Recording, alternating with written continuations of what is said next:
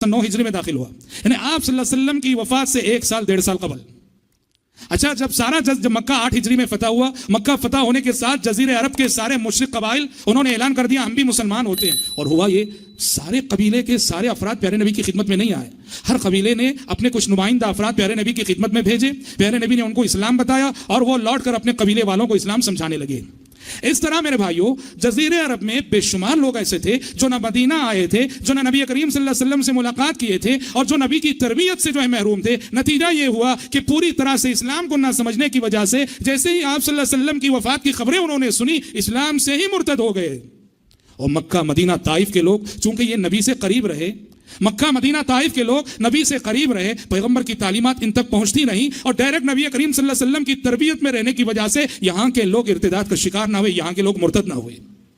تو دوسرا چیلنج کہ جزیرے عرب کے بے شمار قبائل مرتد ہونے لگے اور چاروں جانب سے خبریں آنے لگیں کہ فلاں قبیلہ مرتد ہوا، فلاں قبیلہ مرتد ہوا۔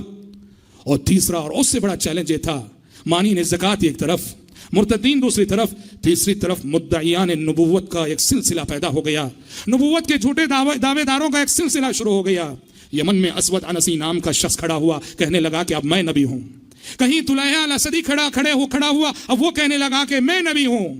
اور کہیں مسیلمہ کذاب کھڑا ہوا، بنو حنیفہ کا سردار، وہ کہنے لگا کہ اب میں نبی ہوں۔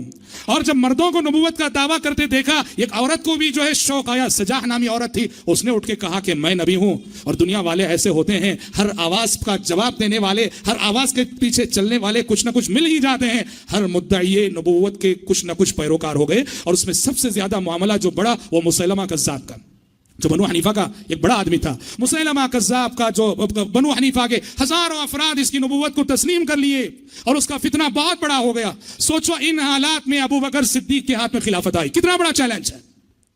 ایک طرف مانین زکوٰۃ ہیں، ایک طرف ارتداد کی لہر ہے، اور تیسری طرف مدعیان نبوت ہیں۔ کس سے لڑیں، کس کا مقابلہ کریں، کس فتنے کو پہلے جو ہے سبحان اللہ تھمانے کی کوشش کریں۔ یہی وجہ ہے کہ مایا عائشہ صدیقہ رضی اللہ عنہ نے کہا کہ جب میرے باپ ابو بکر نے خلافت کی ذمہ داری نبھائی تو مسلمانوں کی حالت ایسی تھی جیسے بکریوں کا ایک ریوڑ بغیر چرواہے کے تاریک رات میں، سرد رات میں، بارش والی رات میں جو ہے بے سمتی کا شکار ہو۔ اور قربان جائیے ابو بکر صدیق رضی اللہ عنہ پر۔ ان حالات کا مقابلہ جس ہمت سے انہوں نے کیا، جس شجاعت کے ساتھ انہوں نے کیا، جس عظیمت کے ساتھ انہوں نے کیا، اور جس توکل کے ساتھ انہوں نے کیا، جس ایمان کے ساتھ انہوں نے کیا، اور جس یقین کے ساتھ انہوں نے کیا، ابو بکر کی شخصیت کیا تھی، اور پیارے نبی نے اپنے بعد ابو بکر کو خلیفہ کی حیثیت سے کیوں نامزد کیا، سمجھ میں آتا ہے۔ ان حالات میں دیکھو 2 بہت بڑے مسئلے پیش آ گئے۔